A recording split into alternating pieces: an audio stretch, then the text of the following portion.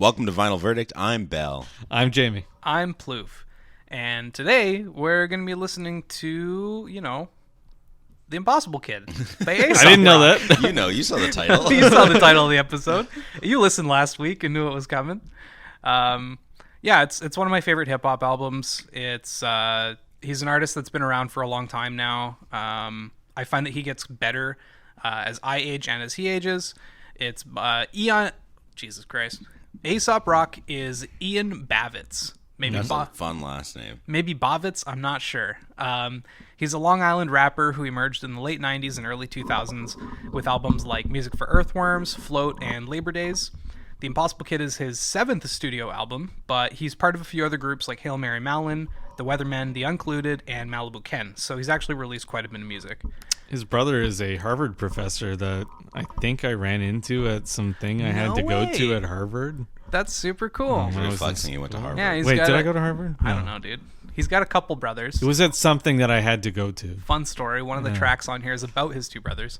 But yeah, I think I actually first started listening to him back when Tony Hawk's Pro Skater 4 came out because it had Labor on the soundtrack. Oh, wow, cool. Yeah. It's crazy that they've been making music for that long. Yeah. Since then, I've become a big fan, thanks to his wide vocabulary and lyrical imagery. So thank you, Tony Hawk's Pro Skater, and whoever got all the music rights for those games, because those and Skate really shaped my music taste for a while as I grew up. Skate, yeah. Yeah, Skate as well, yeah. They had a lot of really good tracks. There's a lot of Devo because Tony Hawk loves Devo. Yeah. I really want a Devo album for that, basically that exact reason. Whip it. This album dropped in 2016, and I was actually caught completely unawares until I saw it in a shop around 2018, and I had to have it. It's really cool. We'll talk about the physical parts of it later. I hadn't heard a single track, but Aesop has done a really good job of improving over time, so I kind of just trust him whenever he drops a new album. I've got a lot of them. I think I'm only missing a couple, which is, I don't know, pretty dope. I've got most of his stuff. I think the whole thing rocks pretty hard. I like the drums and the cool grungy guitar on it, the synths, the production, the backing vocals. I don't know. I think it's all pretty well done in my opinion. It's not his best album, but it's probably my favorite. But I don't know. What do you guys think? Do you hate it? Do you love it? It is a better Gift of Gab. Wow. Interesting. It's a modern Gift of Gab. It's Gift of Gab, but not 50 years old. That's fun. The funny thing is, those albums came out around similar times.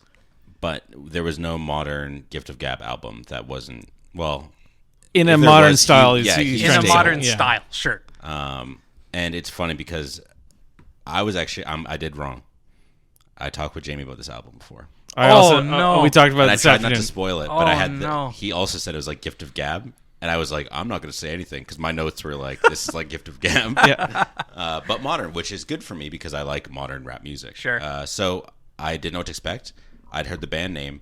I thought it was a rock band. So I put it on, and I was like, whoa, this is not what I thought. It rap. Yeah, it is fast rap. It is speed rap. Many songs. It's definitely not medium pace rap. Yeah. A lot of the time it's... What do you consider... Modern rap is much slower. If Gift of Gab was Eminem's rap god, if you thought Eminem didn't rap fast enough... Interesting. This is like 3/4 of the pace of Rap God. I think when I say fast rap, I mean a lot, like 90% of each song is usually pretty high paced. Sure. Versus a lot of songs will be slow and then they'll speed up and they'll go back to being slow. Yes, I understand what you're saying. Fast and he slows down for a second. He keeps the same. He keeps the same tempo the entire song. Yes, I understand what you're saying. And there definitely are some parts on some tracks that I would basically label as fast rap because he's like really spitting it quick. But yeah, listening to it overall, I'd never like label the album as that, I guess. But I like this fact that he slows down. Gift of Gab does not. No, he doesn't. The choruses might have singing, but Gift of Gab is fast the whole time, where he'll be like, and I liked that pace change. It kind of kept me engaged for most of the songs. Which I enjoyed. I enjoyed it. I didn't enjoy the album as much as Bell did. I find he is too wordy. Sure. And that is his signature, and I understand that. Someone did a really interesting study that I read last night where like they looked at the number of words that he's used in rap, and he's actually used more words than there are in Moby Dick. Yeah, it's Matt Daniels. That was a 2014 study. That was an interesting study. Yeah. I read that. There's a little chart if you look online that someone has updated for as late as 2019, I think, and it kind of like places a bunch of hip hop artists along a line, and he's basically I've seen that. He's all the way at the end. I think Bus Driver is like right behind him, like 300 unique words used, less or something like that.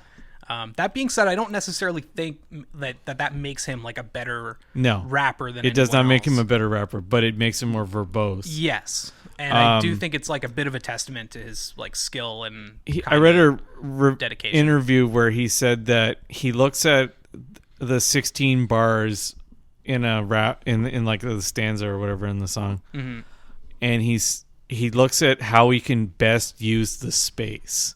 Oh, and that's how he chooses words. That's cool. And if you want to listen to a song that like a rap artist that uses a thesaurus, and like tries to find alternate meanings in words that and like homonyms and synonyms. Like synonym.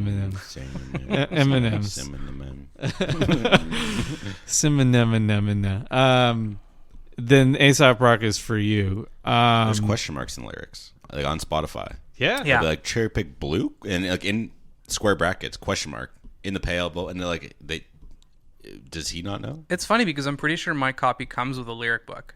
Like I'm pretty sure it's actually got lyrics for everything. So I got to update Spotify. Yeah.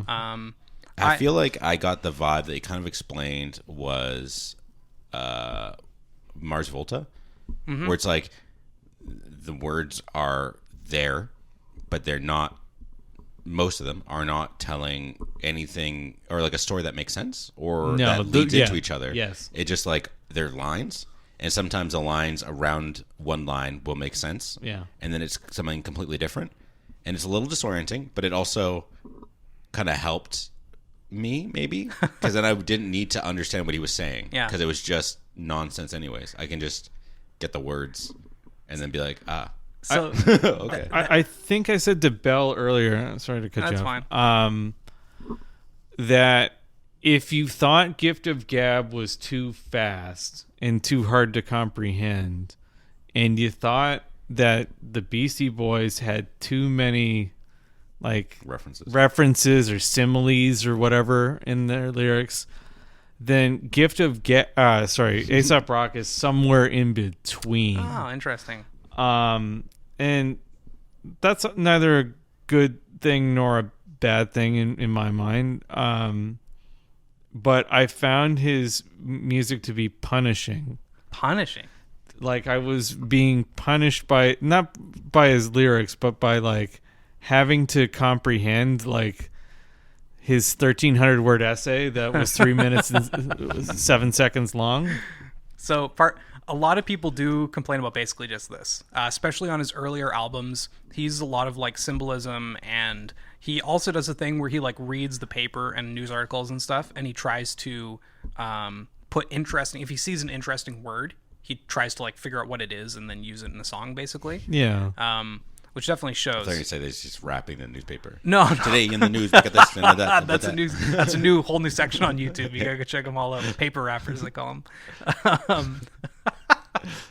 But so the one thing that is kind of lauded about this album is that he doesn't do that as much. Some tracks, I totally agree with you guys. It's not necessarily nonsensical. It just definitely, I think he's even gone on the record to say like stuff means something to him. Just because you don't necessarily understand it, it doesn't mean that it doesn't, like, it's not nonsense. I'm gonna say that. Yeah. I'm gonna start saying that. No, it just doesn't make sense to you.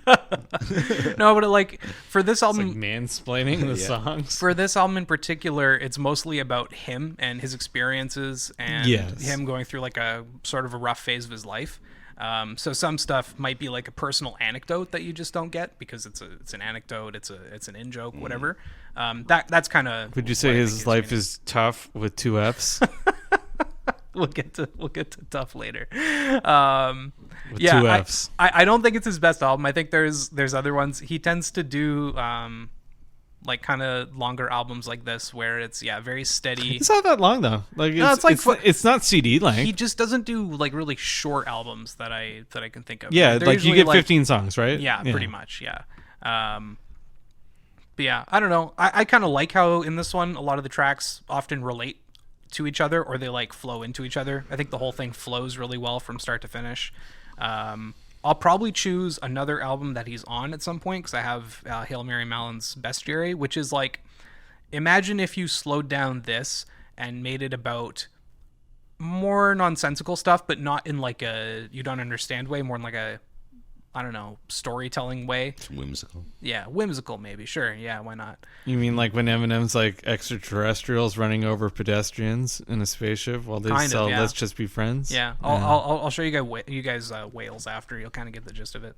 I like Whales. The song?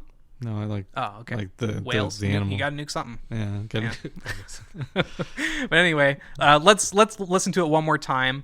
And we can actually talk about the physical stuff before the tracks because one thing I do love about this album is the physical aspect of it. Oh, okay. No, we'll wait. Snap on the front lawn, look up in the sky. It's shapes falling out of the fringe. All heart though we would have made cowardly kings. They will chop you down just to here go to hindsight. 8 years been one long blindside. I could pinpoint 7 more turns that occurred cause he never really healed from the first. Oh, what a world, and he hack as a myth, and he dap as a joke, and he map as a trick, and he grab. Hey, Kirby, what you doing, Kirby? What you doing there? What an album. As you guys have already seen, it is a double LP. And while it's something that I normally complain about, they've widened it so the single jacket that holds everything doesn't feel cheap or clumsy like a lot of my Chili Peppers albums do. It's got this like cool cutout. Oh, you brought this to our writers party. Yeah. I didn't go to that. It's all good, Jamie. I'm not a writer. Unfortunately. So it's got a cutout on the front, and that's for the big ass poster that comes with this thing. To showcase the artwork. Where's the poster? I'll show you guys in a sec. It's also got. I'm almost done with the jacket, I promise, because that's the thing. It's not a double gatefold. Then on the back, it's just got the track listing. It's got a font. Yeah, it's got a nice font. It's a weird like green and pink. Yeah, the colors is very aesthetic. Like 80s radioactive. Like totally. I don't know how to describe it. Yeah, it is like Monster Energy drink green. Totally. Sort of. So it's really neat. Something like Ghostbusters green. Oh. Like Grimer? Yeah. Slimer is definitely the one you're thinking of. Each of the records is held in a cool sleeve like this. There's art all over them. So there's a green one with all this weird artwork on the back holding a cat and the front. Very gross art. I think it's supposed to mean like him, but like I don't know, holding his cat. That is, I'll get into it's a tree. Yeah. Is that a poster or is that just a sleeve? Those are just sleeves. Gotcha. So those are just sleeves, and then we get the poster, which is like enormous. Let's not open. So that's the front album. Well, we got to see it. I want to see it. Yeah. So if you go on Xbox Live or you go on Steam, look up the game Rad. The cover art looks very similar to that. Yeah? Rad or Rad Rogers? Just Rad. Just RAD. Rad. It's a roguelike. Cool. I like roguelikes. I'm not going to open it because it is very painstaking to open and close. You can't just tease. This poster. It's huge, and because they wanted big? this center art to be in the, it, on the record, unfolds. it's folded in kind of a weird way. How big is it? It's pretty big. Like, yeah, I really want to see it. it's a cool poster. I love it. I want to get it framed. And never mind, fold it back up. No, I'm just kidding. Whoa, it's huge. It's for the listener. It's probably like 3.5 feet. That's a big poster. No, it's 4 feet because it's 12 inches. It's 4 feet by now. 3 Yeah. feet. It's Yeah. upside down. It is upside down. Wow, that's Now it's very right side cool. up. Oh. Yeah, 4 feet by 3 feet. So, I love all the artwork on both the poster and the album. on the other side. I'll show you guys the back. I'll describe it for the viewer. It's all The front is just like an extended of the cover, like if they stretch it out vertically. The back is a little boy on a cyclops cat and all of the there's lyrics. Nice little gradient. And you know why it's on the poster, Plouffe? Because he has so many lyrics. Honestly, the font is tiny, listener. That's why the poster's so big. They had to fit all the lyrics. You gonna fold it up? I am gonna fold it up, but it's gonna take me like 20 minutes, so I'm gonna do it later.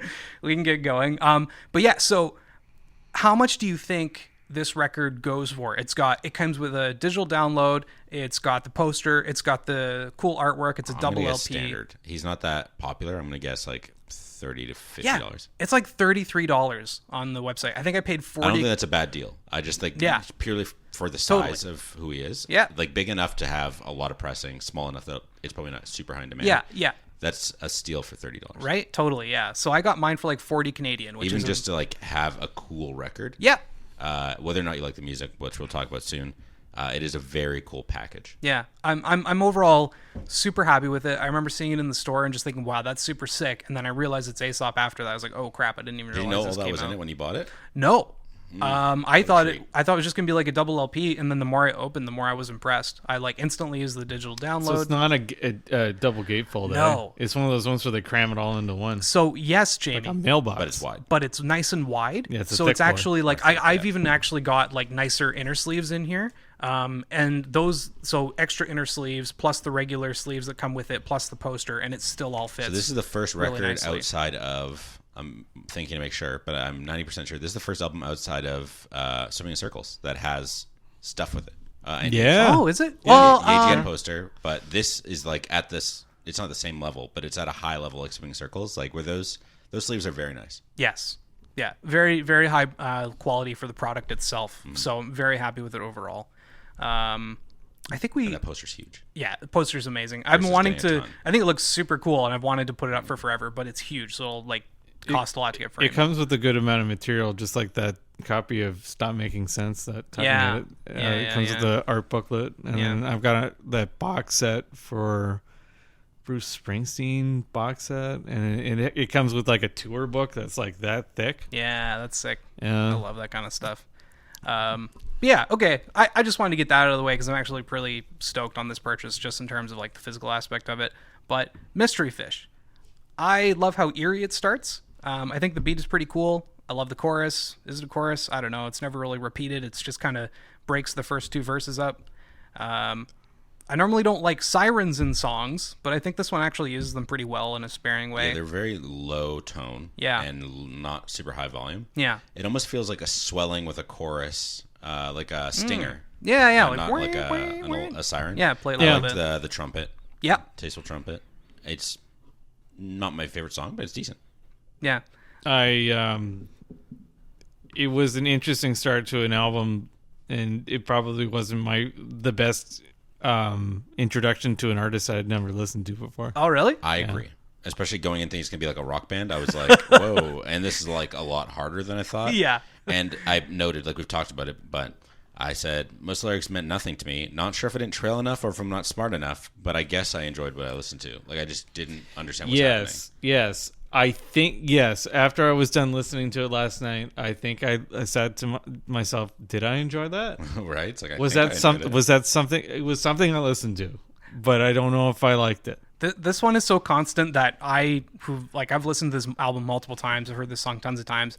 This one's so constant that even I have trouble following it without like a lyric page up or something to follow along. Because he's pretty fast. He's talking about a bunch of stuff that I'm not entirely sure about. Some of these songs are like very clear cut and they're really obvious what he's rapping about. But some of them, I'm not going to sit here and pretend to know exactly what he's talking about either. But Rings. I love Rings. I think the drum track is super cool.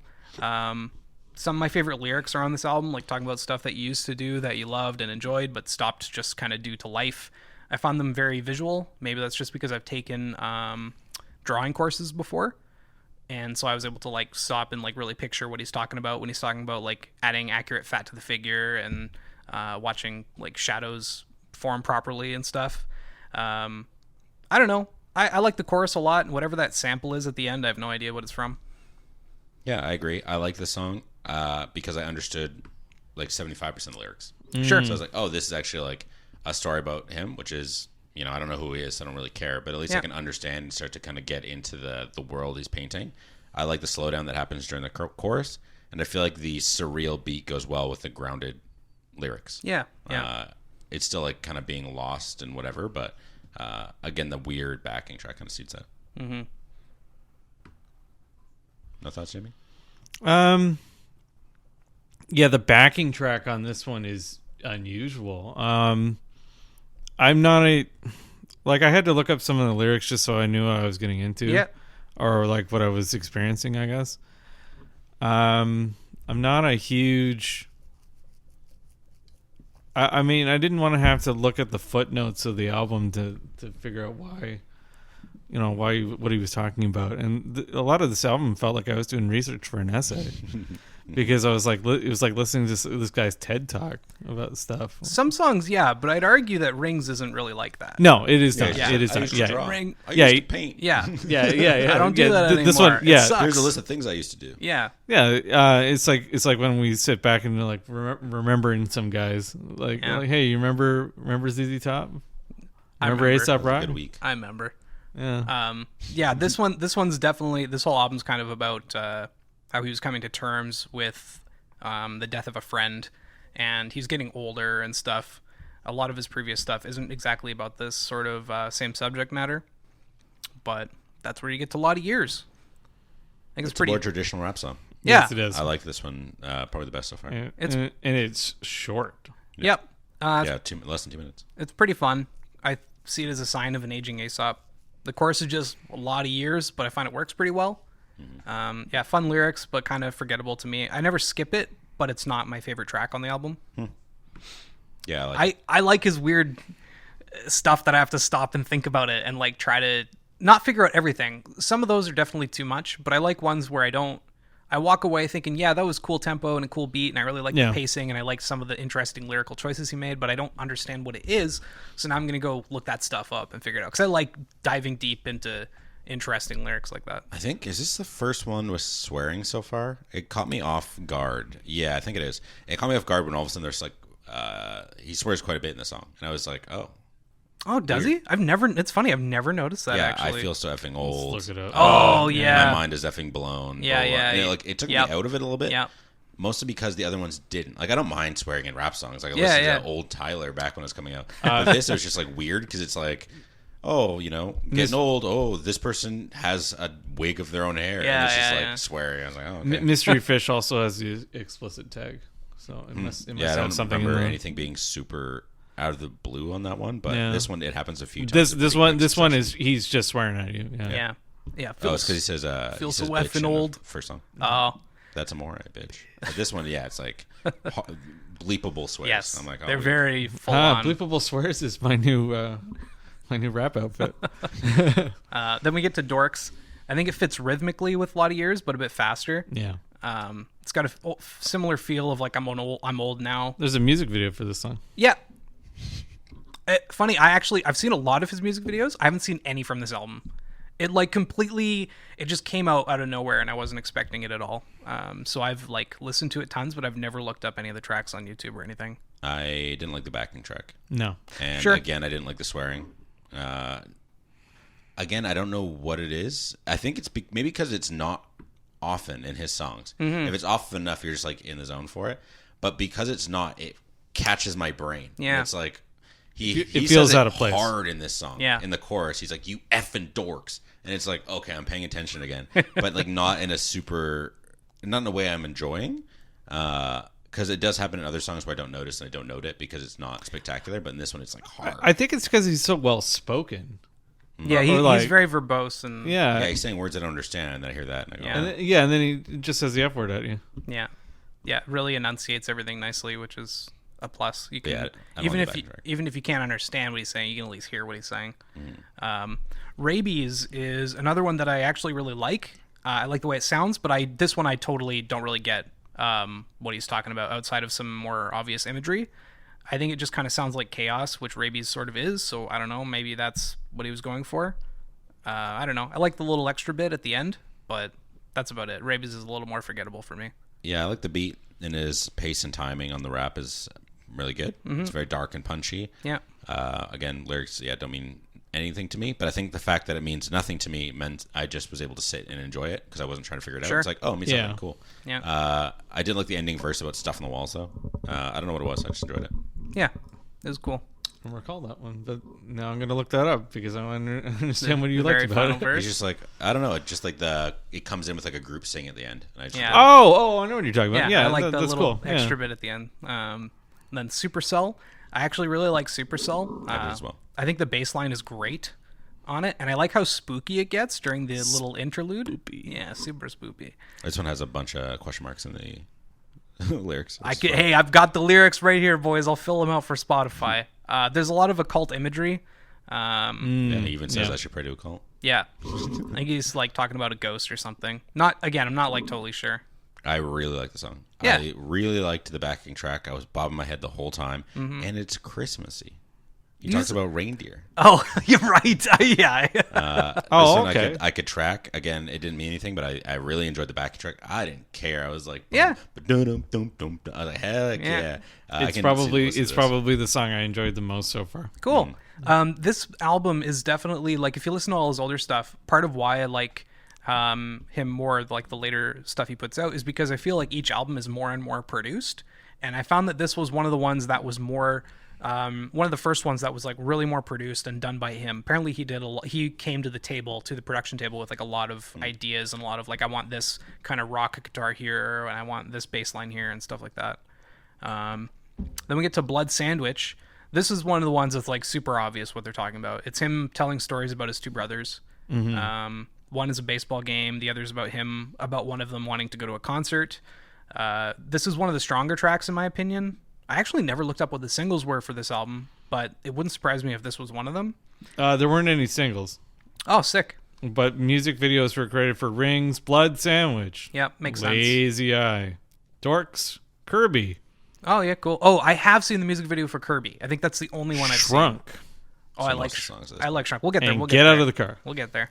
Yeah, this is good. I like the way the lyrics complicated the busy and complicated backing track. Like it felt, I wouldn't say anxious, but it felt like things were kind of, especially when it's like they're singing about like their family doing things or the baseball game, and like it's getting kind of a bit faster as the pace gets a bit faster and things sort of swell up a bit, which I did enjoy. Again, it felt more like a traditional rap song with a more simple backtracking and samples, and the breaks for the samples as well. Yes, or it's just the backing track. Yeah, I really like when the drums kick in for the chorus close to about 2 minutes, and there's kind of a breakdown there. Here's an example of a song where they're swearing and it doesn't feel out of place. Yeah, because he doesn't enunciate it. It's just like a lot of funny stuff, but swear happened to me. You know, it's just like he's just talking to you. He's not swearing at you. I enjoyed it. Yeah. I like when he says his brother is a funny dude. Yeah, my little brother is a funny dude. He's pretty funny too. This one is funny. I know another guy. He's pretty funny too. This one hits home a little because I have a little brother and then I've got two cousins and we were all really close growing up.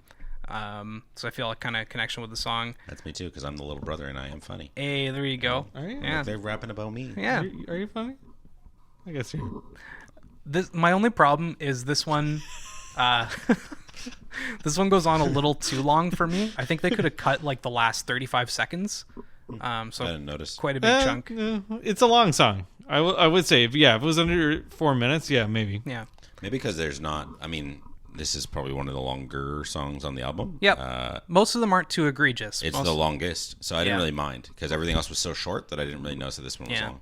Most are like 3 minutes or so, maybe 3.5. Or 2. Yeah, there's a couple 2-minute tracks. I got an older brother. I haven't talked to him in a little while. Yeah. This is some of my favorite lyrics are on Blood Sandwich. It's really good. He's telling you a story. Yeah, and he does it really well. But the problem is that as a person who's never listened to Aesop Rock, like him being like, "Sure, hey, I got a brother." I was like, "Oh, that's cool, dude. What are you gonna tell me about your brother? He's a pretty funny guy." Then it moves on. Cool. I've got another brother. He's funny too. It's like, okay. All right, cool. Anyways, I was at a baseball game with my grandma. It's like, all right.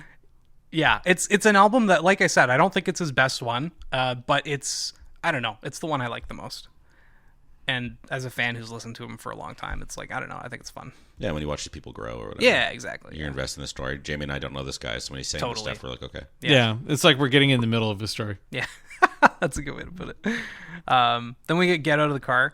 I don't like this song. You don't like this one? Oh, I love this one. Short. It's super sad. The song's about his dead friend. Yeah, his friend Moo. Yeah, it starts with that. Yeah. Moo died. It's like, no. Yeah.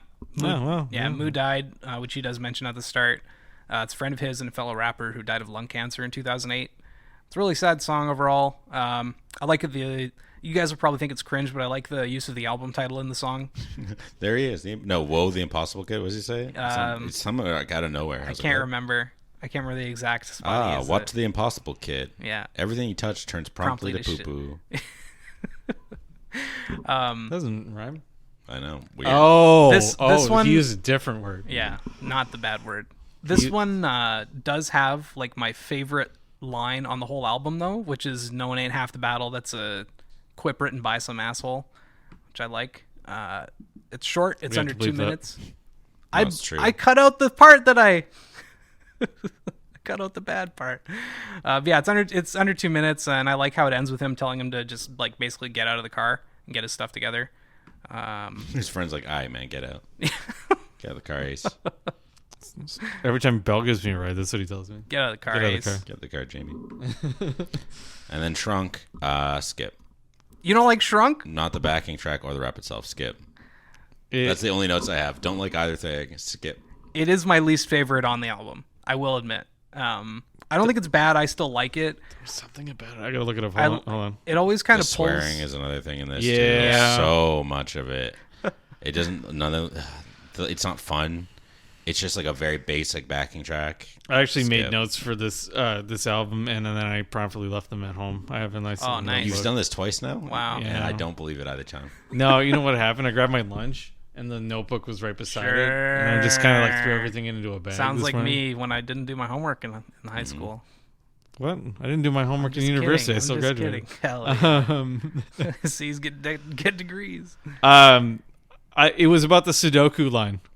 Oh yeah, I thought that was funny for some reason. Like him bringing up Sudoku in a rap was weird. Yeah. I remembered that. Sudoku? Oh yeah, my social is Sudoku. My age is obscure. Yeah, it was just weird. Like it is a weird line. It is weird.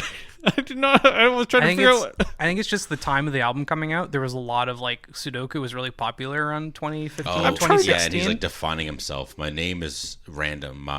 He's just saying like you don't know anything about me. Yeah, even my socials are Sudoku. It's basically him fighting with his therapist and not opening up to them and stuff. Mm-hmm. He's burger meat. That's my favorite. I like that I like that he mentions SUNY Buffalo too, because I had friends that went to SUNY Buffalo. Cool. Shout out to the State University of New York, Buffalo campus. Makes sense from Long Island. Used to go to New York all the time. Buffalo is in upper New York State. Yeah, like way away from New York. Just because you're from not Long Island doesn't mean you don't go around the rest of the state. I don't know. I don't know. There are probably people who've never been to upstate. Hey Kirby, what you doing, Kirby? Not a great song. So you don't like this one? So I love Kirby because this Nintendo YouTuber Arlo did a cover or a parody of it. Oh, I thought I'd heard it before. Oh no way! The only problem is that version's better. Oh dang. And I was gonna say. I thought he was talking about singing "Hey Kirby" is like more fun. Sure. I had no idea that this was like. I assumed he didn't write that song. Oh. But I was like, oh, it's this. The song is about a cat. It's about his cat. So what? Jake's cat? You didn't catch that? Did you not? What? Really? I think at one point doesn't he say this that? He mentioned this is one of the ones that I think it's like very obvious puke what he's in the singing. meow mix. Yeah. Shred a pair of. Okay. So this song is number. What is it? Spent 15 years taking prescriptions and a shrink like I don't know, maybe get a kitten. Like it's pretty clear that it's about him rapping about his new cat. The song is 10 songs in. If I hadn't gotten into the album by now, I probably wasn't already listening to sure. Pay attention to Hey. Yeah, that was great. Yeah, I didn't know it was about a cat though. I probably should have figured it out. There's even a cat meowing at the end. I wasn't really listening to the album. Met a cat lady in a parking lot. I listen to all your albums. Sorry, this particular part of the album. You know what I was doing? What'd you say, Belle? Hold on, Belle. Again, she's like, I met a cat lady in the parking lot. She's got the Heroes of Tomorrow in a cardboard box. Yeah, there's tons of weird. Hey, Kirby. What you doing, Kirby? Why'd you eat that leaf? Okay, so now that I realize it's about a cat, it's actually a better song than I thought it was. Okay, sure. Yeah. It's not about the Nintendo character. That's yeah, I thought it was about the Nintendo character. I was like, why is he? And then at one point, I thought he was singing about Kirby Puckett. No, he named his cat baseball Kirby. player. He named his cat Kirby. You know what I was doing last night while I was listening to this album? I was watching people run into each other in the hill beside my house. Yeah, because we had a snowfall. You should listen night. to Benny Hill instead. But yeah, no, I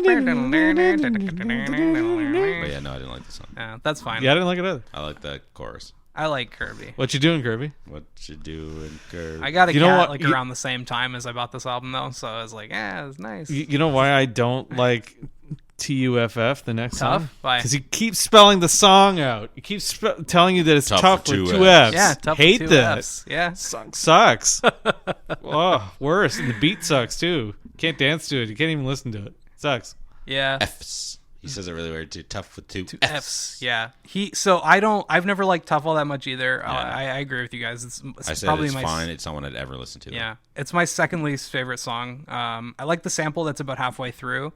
And he has tweeted about this track, and he says, Tough is sort of the feeling of being off the rails a bit, where you decide you should probably get some help after. Just wanted to bug out. Sure. I like the change in the last third a lot, but other than that, I don't like it. Doesn't fix the rest of the track. I'm not crazy about it. Lazy Eye is one of my favorites, though. I love the super fresh at the start. I like the sample at the start, too. Yeah. I do like that part. I think he's just singing about himself and coming to terms. He's got a bit of a lazy eye, and so he's just like coming to terms with, physical issues that you can't just fix too easily. I like the pacing and the flow throughout the whole thing. 40. Yeah, he mentions in the song. Yeah, he's getting old. I like the simple start. It's another song that didn't hit for me. I feel like at this point, though, I'm starting to realize that it's speed fatigue. Oh. I'm just like, all right. Mm-hmm. Dang, because Lazy Eye is even one of the kind of slower ones, I'm pretty sure. It's just not like so much. It's not speed fatigue for me. It's how many words he's throwing at you. It's too much to pay attention to over 15 tracks. I feel like most of these songs you could like interswap the lyrics and the backing track, so it's just like repetitive. So maybe it's not speed fatigue, it's just the repetition is getting to me. I don't feel like that fun pace change is happening in every song now, and it's like, okay, that's a good point. Actually, I hadn't thought about that until now. Well, it's okay. We're almost done. We got Defender. Not bad. Yeah, I get how I like Molecules a lot, but I get why the last three tracks kind of get the least amount of play. I like the chorus for Defender. That's funny. I like Water Tower. I think I like Water Tower. Oh, really? You like Water Tower a lot? Okay, well, we'll get to it. Yeah, I don't know. Otherwise, I find this one kind of like both the object and the song. Wow. I like Water Towers. Like Water Towers. Cool. Yeah. Yeah, I think this one's mostly about like animals around the neighborhood and stuff. I never really skip it, but yeah, it's not the best track. Yeah, it's the first song in a while that I probably wouldn't skip. Yeah. If it came up, I'd be like, cool. It's a bit of an easier listening because it's slower pace. So again, I was like, whew. And then Water Tower, which Jamie likes. Yeah. I like the way it starts a lot. Yeah, I like the starting samples. I think it just goes on for too long. I think that's what I like about it. Yeah, it starts to get a bit too simplified after, and the backing track just turns into like sharp droning synths. And I'm not a fan. Yeah, and the chorus is like, it's not bad the first time. Like, I actually really like "Paint No Rules on the Water Tower," like how they repeat it a few times for that very first break. But then they do it 2 more times, and especially at the very end of the track, I think they just didn't need the third chorus repeated. I don't know. I like the verse that opens with the story about how his pet lizard died, though. That's pretty cool. Huh. It was dead a month before I noticed. Yeah. But then Molecules, which starts after Water Tower. I like how it starts. It's pretty cool. It follows a track. The synth is very cool. Yeah. It follows a track without being dumb on its own. Like, if you listen to them from one right into the next, they transitioned really well, but it does a good job of standing on its own too. I like the chorus a lot. The lyrics are neat, but they're another one that I have to actively follow to kind of keep the narrative straight. Yeah, that's a problem. That's like an overarching problem I have with the album. Is that there's too much to pay attention to. It is fatiguing. I very much like the backing track. It's that's not bad. A bad ending track. I don't feel like it's anything special or new. It just kind of like is, but it's good. I like it. But I would love an album of just the backing tracks for all this. I would just listen. Some to of the backing tracks produce a lot of it. It's funny because I said the same thing last time I said this was Jazz Spastics. Yeah, was like, I just want the backing track. I want no main course meal out of it. I just want the backing tracks. I will. Some of the backing tracks are very heavy. Yeah, this. So he kind of started it with like Skeleton and None Shall Pass is when he really started picking up pace and getting a little heavier with like guitar riffs and stuff like that. If I remember correctly, for a rap album, it has a lot of riffs on it. Yes.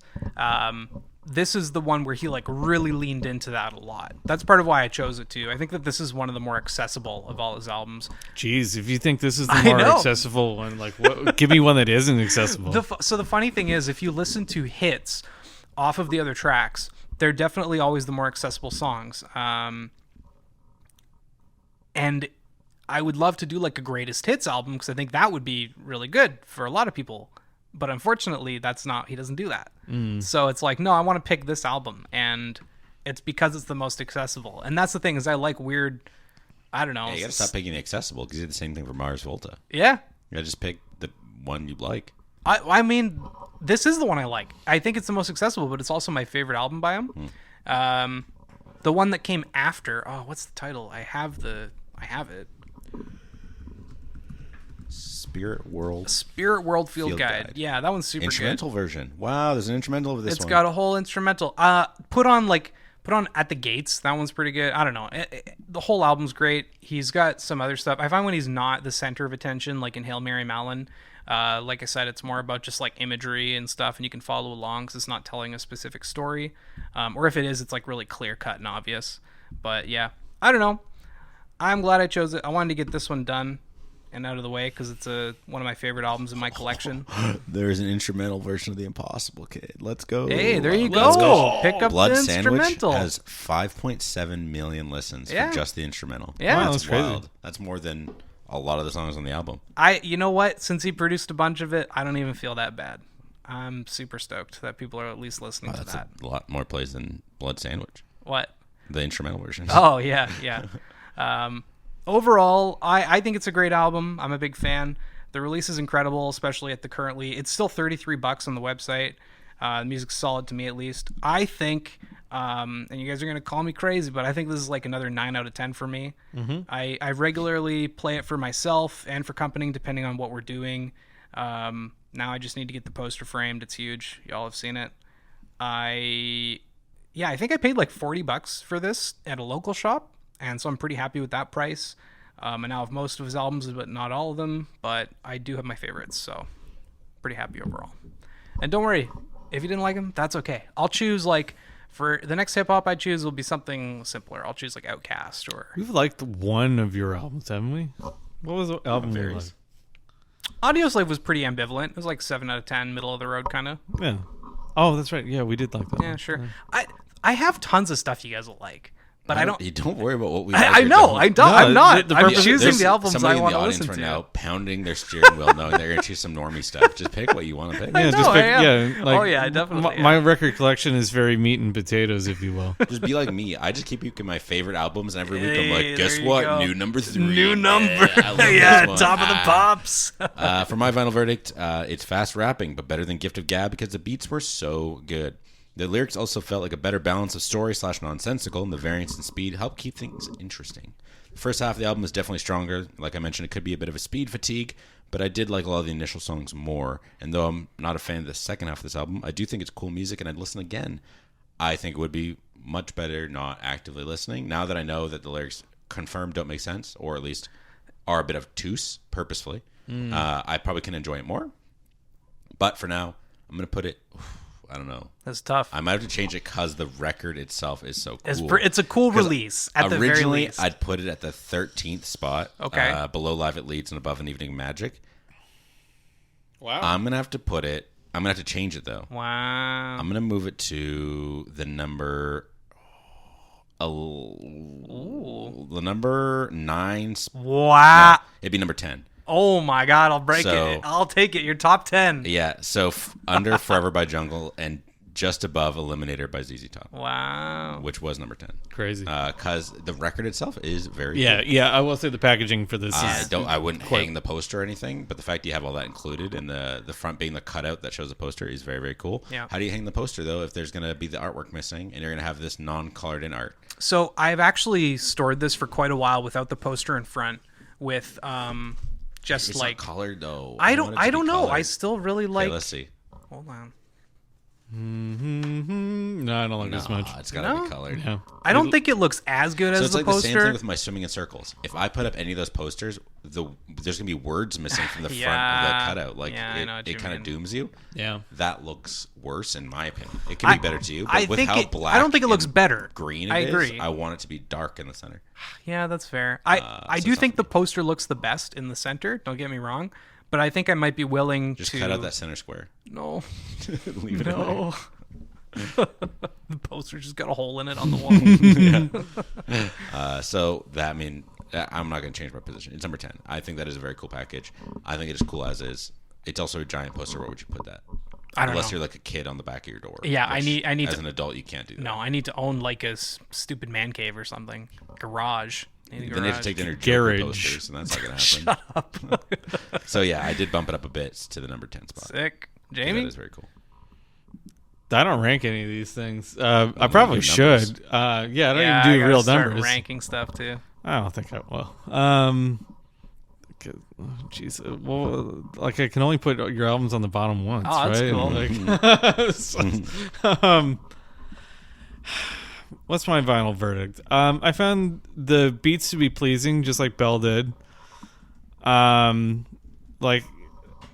I found the lyrics to be punishingly relentless, especially when I had to pay attention to them for the purposes of listening to this album to make not so much notes on it. Like I jotted some things down. He's already backtracking. He's like, I took notes. I've read them at home. Now he's like, well, I didn't take notes. Well, I started doing what you do, where you like, it's like, well, at 4:53 he says but he enunciates it weird. Like sometimes you do stuff like that. Like you bring pedantic? It up. No, I'm just kidding. No, but you're like a little bit more concise than I am sometimes. But would I buy this album? Probably not, even though it's like $30. Steal at $30. I find it to be too hard to get into to be enjoyable.